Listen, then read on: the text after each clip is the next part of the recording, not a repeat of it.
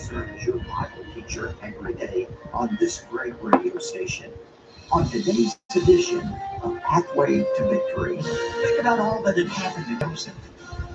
Delivered safely out of the pit to Egypt, purchased by Potiphar, elevated to chief steward in Potiphar's household. It was one blessing after another Joseph had experienced. He had seen the hand of God in his life. And that's when the temptation came. Welcome to Pathway to Victory with author and pastor Dr. Robert Jeffers. Temptation comes in all shapes and sizes. But no matter how alluring it may seem in the moment, temptation always ultimately leads to destruction.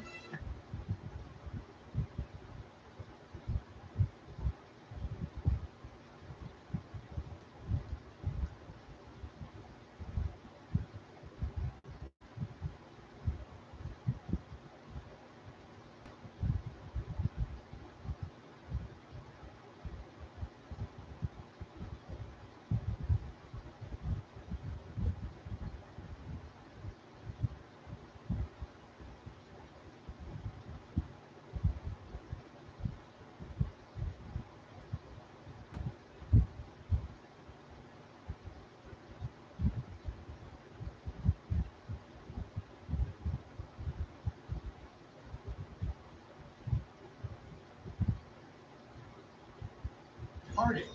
Today on Pathway to Victory, Dr. Robert Jeffers looks at the story of a man who looked temptation straight in the face and managed to stay true to his conscience.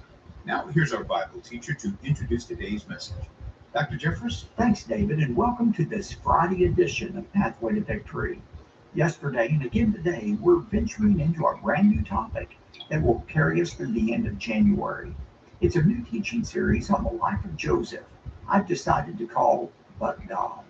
You may think you're familiar with the general story of Joseph, but I can assure you that we're going to see him as never before because of the exciting insights God has given me while preparing this series.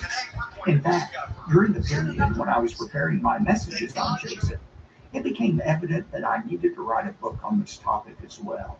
And it's because God has given us so many incredible lessons in this biblical account. Have you ever been betrayed by someone you once trusted? God will use Joseph to teach you about granting and receiving forgiveness. Have you ever felt the pull of temptation overtake your sensibilities? God will use Joseph to teach you how to respond when sin comes knocking at your door. So, before we begin today's message, let me urge you to grab a pen and a piece of paper so that you'll be ready to jot down our contact information. I want you to get in touch with us today to request your copy of my new book, But God. A copy will be sent directly to your home when you give a generous gift to support the ministry of Pathway to Victory. In fact, when you respond today, I'll also make sure you receive a complimentary copy of our magazine, Pathway Magazine, as well. David and I will say more about these resources later. But right now, let's give our attention to a couple of verses in Genesis chapter 39. I titled my message, When Sin Comes Knocking. The famed playwright Oscar Wilde once said, I can withstand anything except temptation. The only way, he said, to get rid of temptation is to yield to it. He lived by that maxim. Oscar Wilde died by that maxim, and his life ended in disgrace, dissatisfaction, and destruction. Now, it's a one thing for a pagan like Oscar Wilde to adopt that philosophy, but did you know there are many Christians who live by that philosophy as well? And they don't necessarily welcome temptation, but they think it's inevitable. And they're under the delusion that when temptation comes into their life, they have no choice but to get into it. After all, they say, we still have a sin nature in us and we'll never have victory over it until we get to heaven one day. That is an absolute lie. You can experience victory over sin in this life. And today we're going to look at one follower of God who did just that. Today we're going to discover yet another reason that God chose to use a very imperfect servant named Joseph in such a significant way. And today we're also going to discover some practical ways to have victory in your life when sin comes knocking on the doorstep of your heart. If you have your Bibles, I want you to turn to Genesis chapter 39 as we discover how to say no when sin comes knocking. Now remember, the story of Joseph begins in Genesis 37. Last time we saw how Joseph was one of 12 sons of Jacob, the patriarch of Israel. He was the next to the youngest son, and he was certainly the favorite son of Jacob. And you remember he had a dream that God gave him that one day he would rule over his other brothers and his father and mother. He made the mistake of sharing that dream with his family. They were less than thrilled by it, remember? And Joseph's brothers, out of jealousy, decided how they were going to get rid of Joseph. And so they found an opportune time. They threw him in a pit. They left him for dead. And immediately, Joseph's dreams were shattered. He didn't have the rest of the book of Genesis. He didn't know how the story was going to end up. All he knew was he was in a pit, left for dead. And we talked last time about the fact when God sends tests into your life, they involve 4 words. First of all, surprise. Many times we don't see the tests that are coming into our life. Perhaps it's a good thing we don't know that they're coming. We don't know what's getting ready to hit our life. They often involve surprise. Secondly, they involve treasure. They involve significance. They involve something that is important to us. Our tests in our life deal not with the loss of what is trivial to us, but the loss of what is treasure to us. Surprise, and then loss of something important to us. The third word is disillusionment. When tests come into our life, they often cause us to be disillusioned with other people who forsake us, or perhaps a God we feel has abandoned us. But the final word, after surprise and loss and disillusionment, is the word deliverance.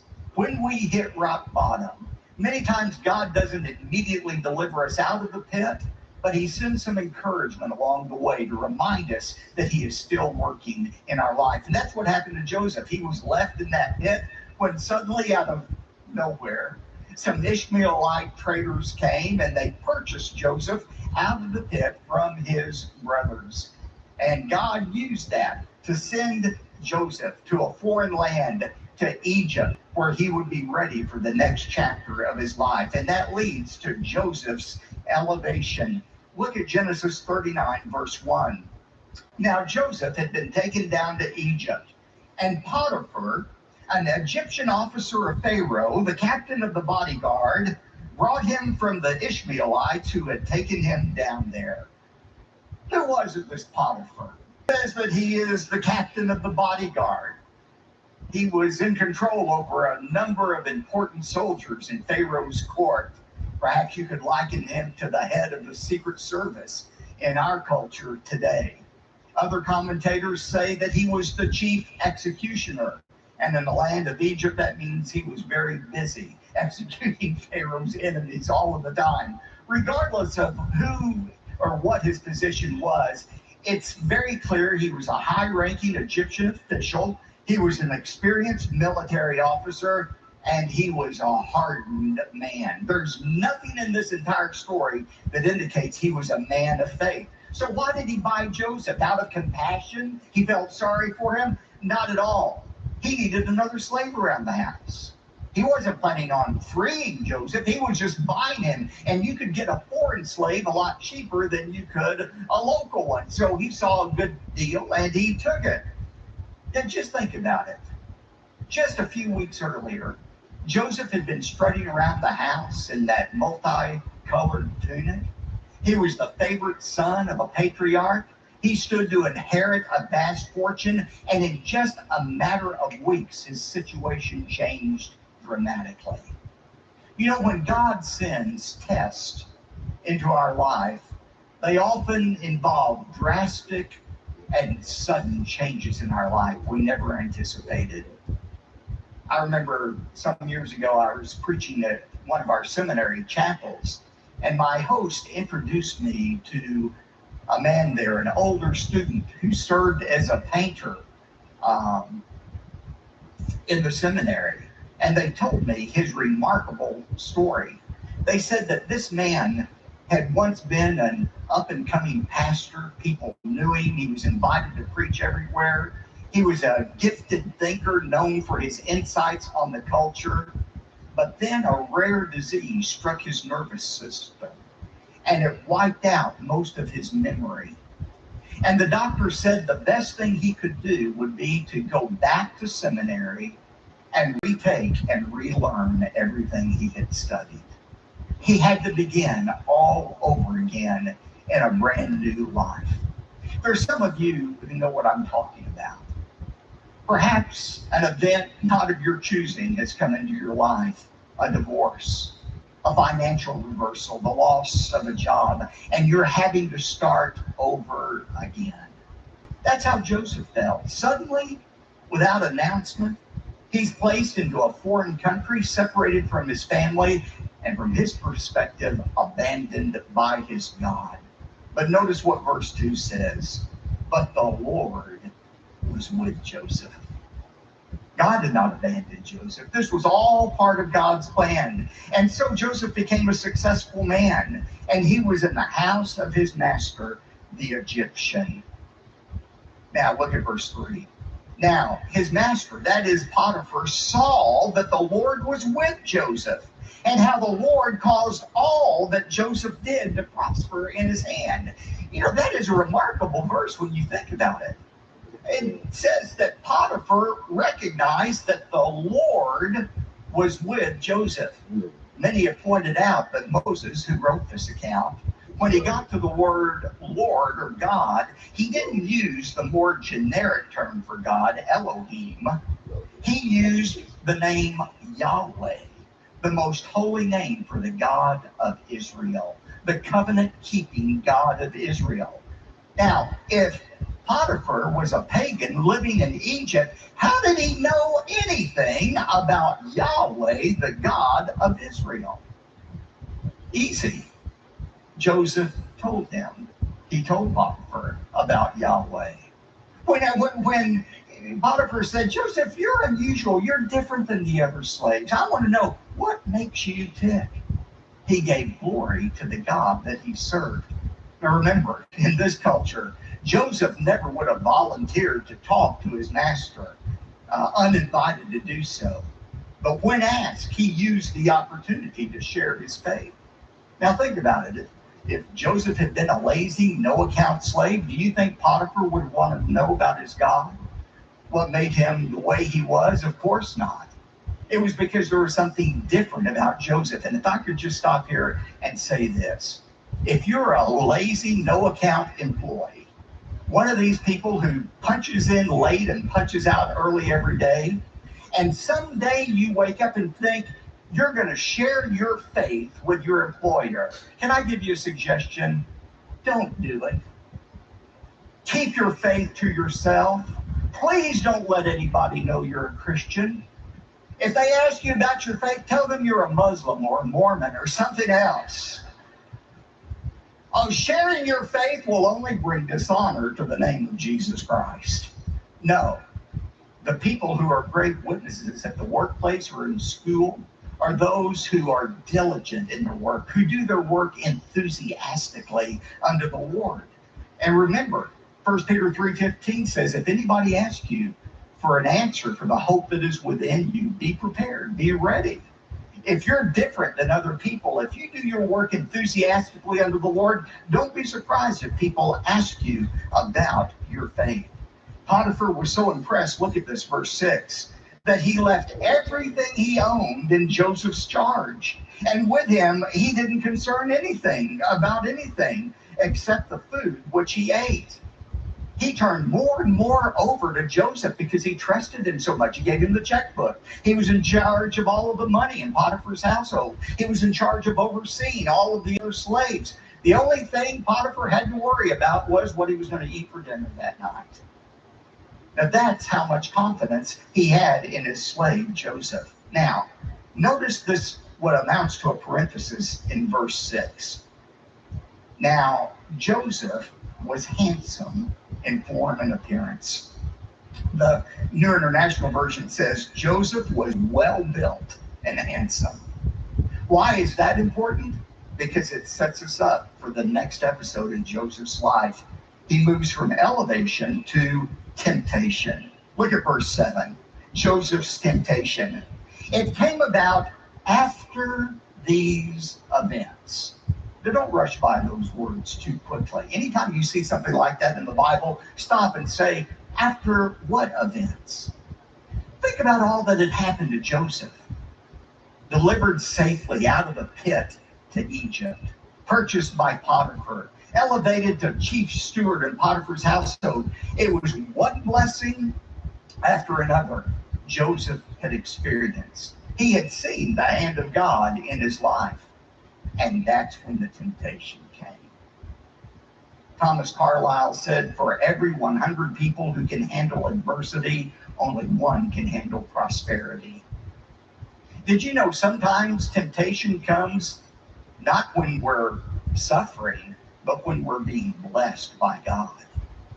Many times it's during times of blessing that we feel self-sufficient, that we don't need God. It's during times of suffering, many times, that we walk more closely with God than ever. We know our dependence on Him is total, not partial. But when we're being blessed by God, sometimes we get the idea we're responsible for our blessing, and that's when Satan tempts us.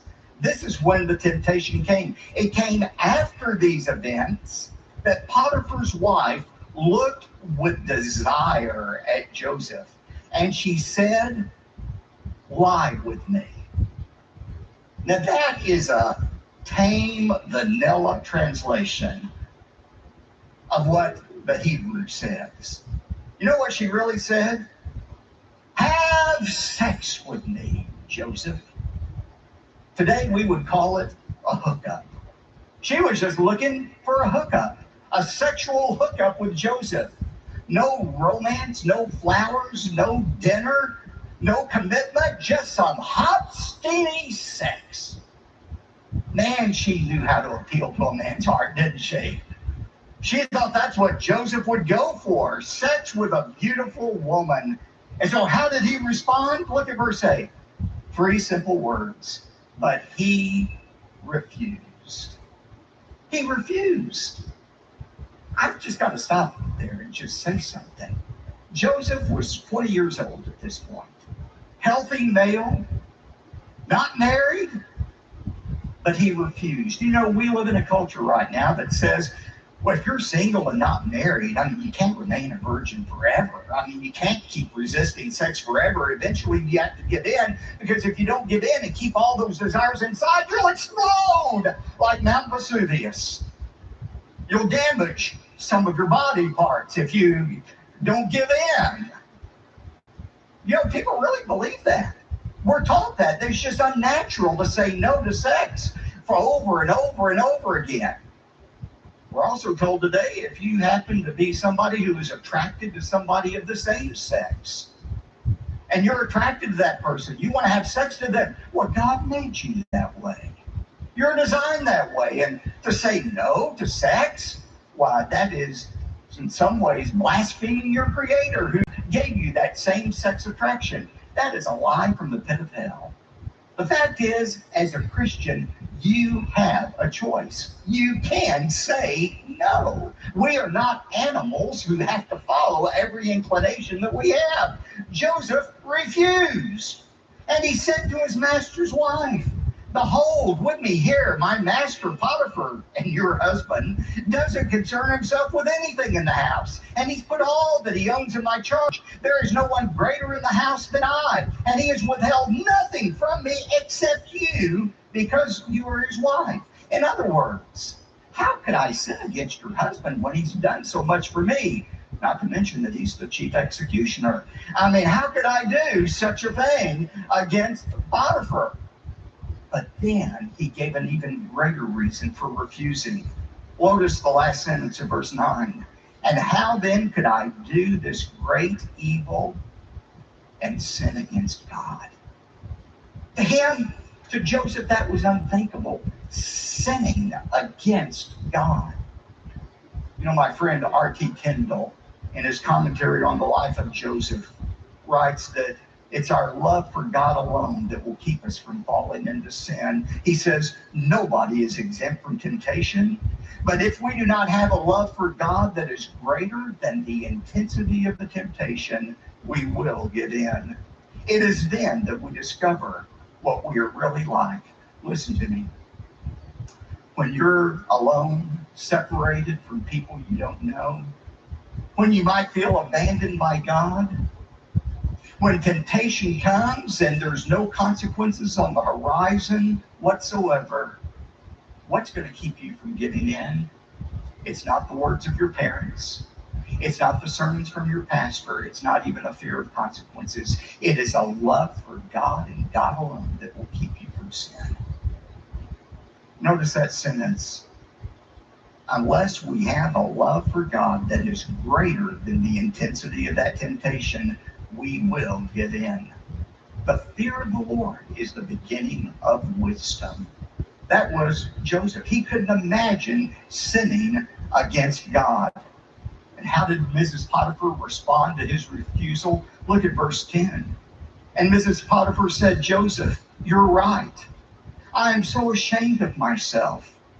Will you please pray with me so that I can become a Christian and have the same strength you do? What are y'all laughing at? She didn't say that. Isn't that what your Bible says? No. Mine doesn't either. Look at verse 10. And she spoke to Joseph day after day. She wasn't about to give up. Ladies and gentlemen, don't fall for the delusion that once you say no to sin, you can rest. It's gone. On to the next challenge. It doesn't work that way. One of my concerns about what goes on in Christianity today, I've got lots of concerns, but one of them is what I call deliverance theology. This idea that if you just pray a certain prayer or have a certain experience, you can be delivered once and for all from temptation and sin. There is no one-time deliverance from sin. The Christian life is a battle that goes on and on and on and on. Paul says, for we struggle not against flesh and blood, but against the unseen forces of darkness in heavenly places. She came to him day after day. What did he do? He did not listen to her, to lie beside her, or to be with her. You know, she was very smart in how she approached Joseph. She probably said something to her like, honey, bunny, I need somebody who understands me. That old brute Potiphar, he doesn't understand me, but I can tell you understand me. We just need to talk. Maybe hold hands a little bit. Is that okay? What did he say? He didn't fall for that. He didn't listen to her. He didn't lie beside her. He doesn't even want to be with her. He looks for every way possible to keep away from this woman. We're just beginning what promises to become the most practical teaching series ever presented on Pathway to Victory. The twists and turns in this captivating story are enough to hold our attention, but it's the timeless wisdom that makes this study in Genesis worth the effort. The teaching series and my brand new book are both titled with two simple words, But God.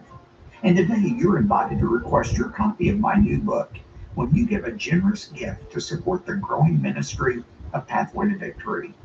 I want you to walk alongside Joseph during each dramatic event in his life to see how he deals with devastating problems like betrayal, abandonment, and false accusations.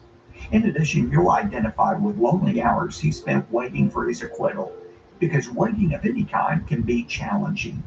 Through all of his trials, Joseph remained committed to the God he served. Ask for a copy of my brand new book, But God.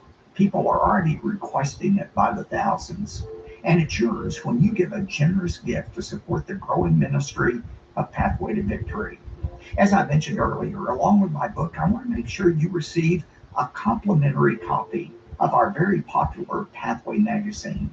I'm confident you'll be impressed by the magazine's scope and size, and you'll be blessed by the devotional content of Pathway magazine as well. Both my book, But God, and a copy of Pathway magazine are yours when you give a generous gift to support the ministry of Pathway to Victory. Thank you for remaining faithful with your support. Pathway to Victory is positioned to take on new territory in the new year, having more influence on our culture than ever before. And it's because generous people like you come alongside of us. David? Thanks, Dr. Jeffers. Today, when you invest in the ministry of Pathway to Victory by giving a generous gift, we'll say thanks by sending you the brand new book by Dr. Jeffers called But God, a study of the life of Joseph. You'll also receive a complimentary copy of Pathway magazine. Call 866-999-2965 or visit our website at ptv.org. And when your investment is $75 or more, we'll also send you the complete unedited collection of audio and video discs for the But God teaching series. One more time, call 866-999-2965 or go to ptv.org.